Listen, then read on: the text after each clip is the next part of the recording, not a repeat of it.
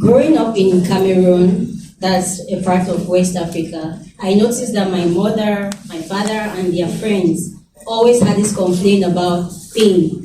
Either pain in the back, pain in the neck, pain on the legs, on the ankles. They always have one kind of pain or another to talk about. And that was what sparked my interest in chronic pain. I used to think that it was because they were in a developing country and they were very, very versed with a lot of farm work, hard work. But no, this one? Yeah. Good afternoon, everyone. Oh, can you hear me? Yeah. Alrighty, so I'm Fiona. I'm second year full-time PhD nursing student. Actually, this is not a work in progress because I presented this poster at the just ended Alabama State Nurses Association conference, but I would really appreciate your feedback for future work. So, I'll be talking about defining the concept of healthy diet as used in chronic pain populations. That's by concept analysis.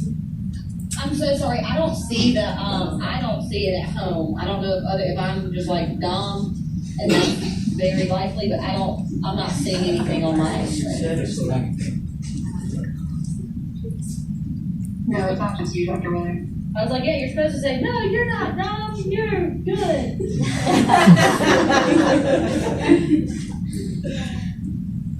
I got it. Oh, there we go. Thank you. All right, perfect. Thank you. I will stop talking.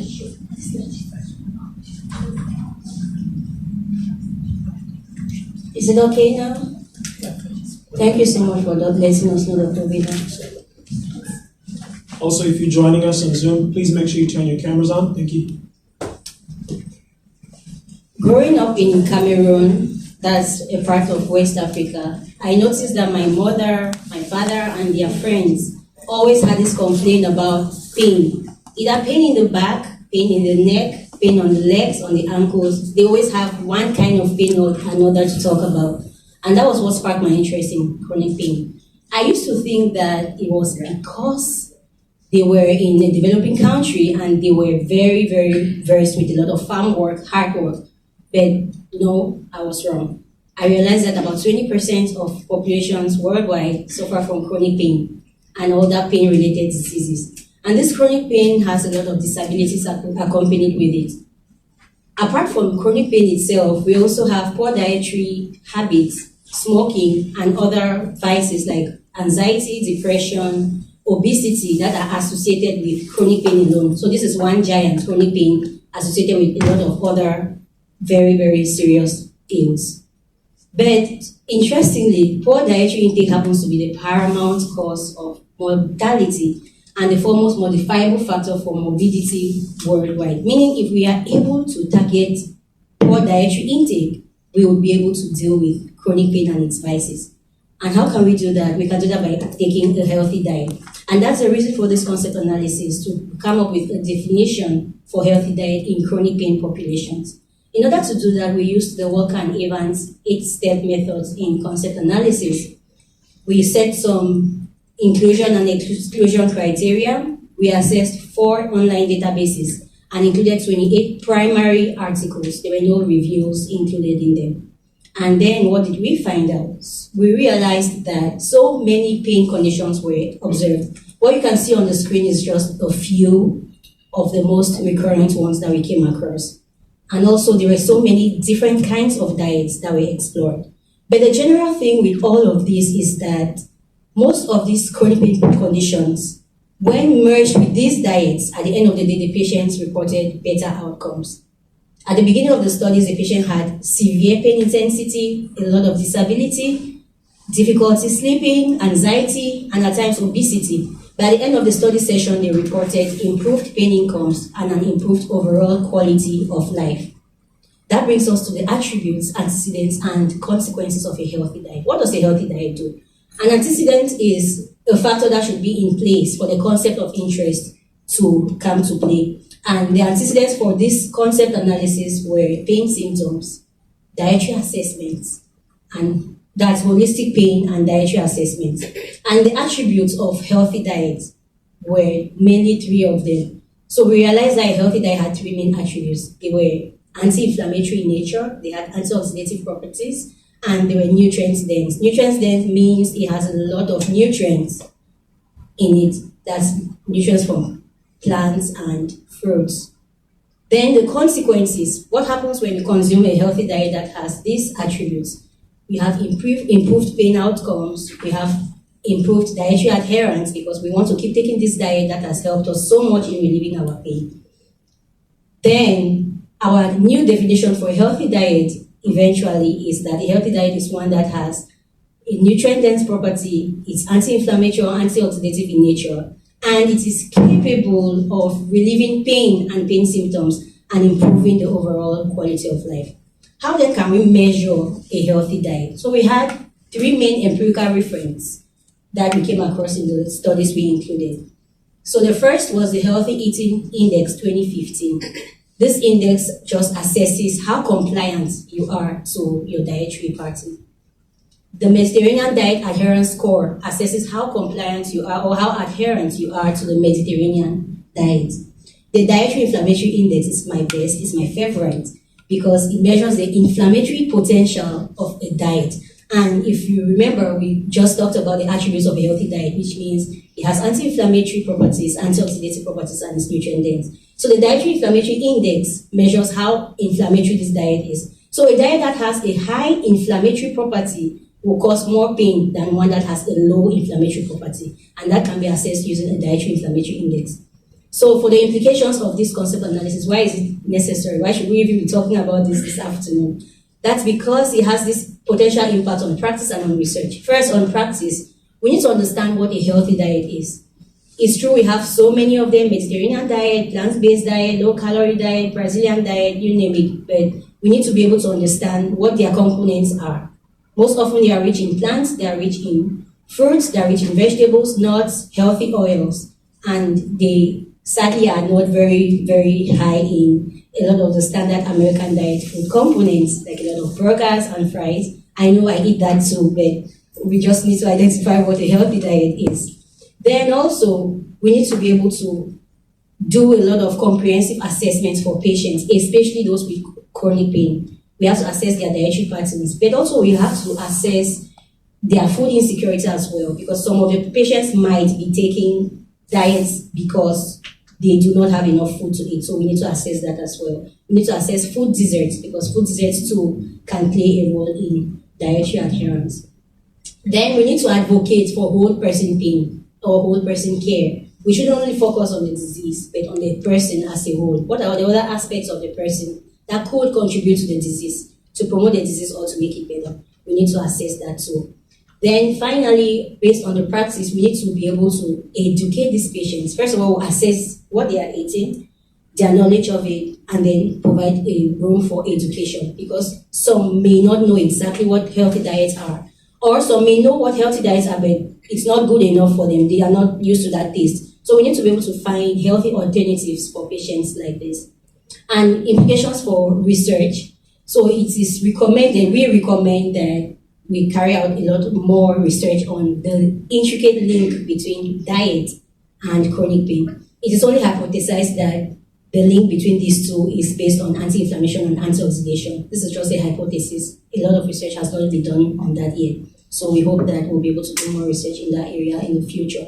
Also, we need to be able to investigate other aspects that could influence dietary adherence.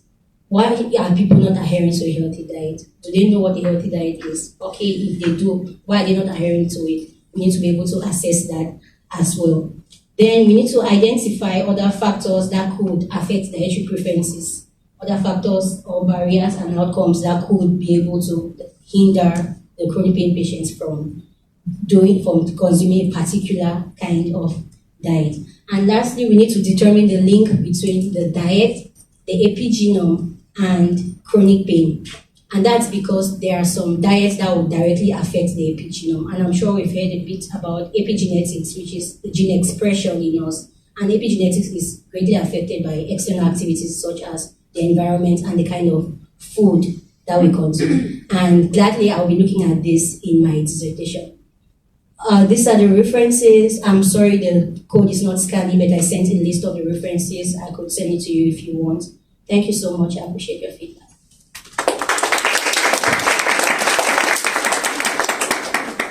Thank you very much. All right, so any critiques? What did Ms. Fiona do on her poster presentation? And what advice would you give her for her future work? I would just be curious, Fiona, if you have any, because this is your concept analysis. So do you have any for your dissertation or for any other projects? And forgive me if I missed this. Do you have any way to actually do a data-driven manuscript looking at diet and pain? Like, does Dr. Oroki, for example, in his R01, does he collect diet measures, or do you have some way that you can look at that? Thank you for that great question, Dr. Wheeler. Fortunately, yes, Dr. Oroki's project, the ERASE project, collects data on chronic pain patients, and also we assess the diet that they consume. We calculate the dietary inflammatory index score, the Mediterranean diet adherence score for it, and also we do a lot of biological aging processes. We check their pace of biological aging. That is linked to the epigenome I talked about. So yes, I do have that. Okay, awesome. Well, yeah. So that sounds like you have your dissertation topic kind of honed in on. But if you are interested, I do have a data set that has a diet. It has the Mediterranean diet questionnaire as well as the MIND diet questionnaire, which I don't know if you're familiar with that, but the MIND diet, it's like the Mediterranean diet and the DASH diet combined. And they call it the MIND diet because a lot of studies have shown that it's associated with lower Alzheimer's risk. So we have those questionnaires, and we also have we have like the SF36 quality of life measure, and there is a pain subscale in that. So if you're interested in working on like another paper, you're welcome to use those data to look at diet and pain in that data set. Thank you so much, Dr. Wheeler. That's so generous of you. That sounds so good. Thank you. Of course, I'll reach out to you. Sure. Any questions, please?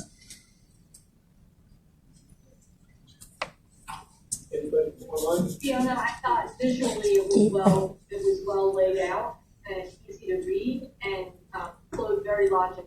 So I think that's a nice job. Thank you so much, Maria. Hey Fiona, this is Jordana. I'm online. I just wanted to say I enjoyed how you gave the background information on why you chose this topic. I think you did a good job of introducing your topic and the reasons why. Thank you so much, Jordana. Sorry, go back here.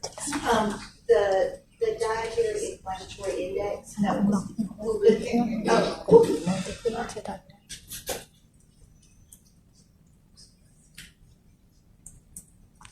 The dietary inflammatory index margin, or that study, is what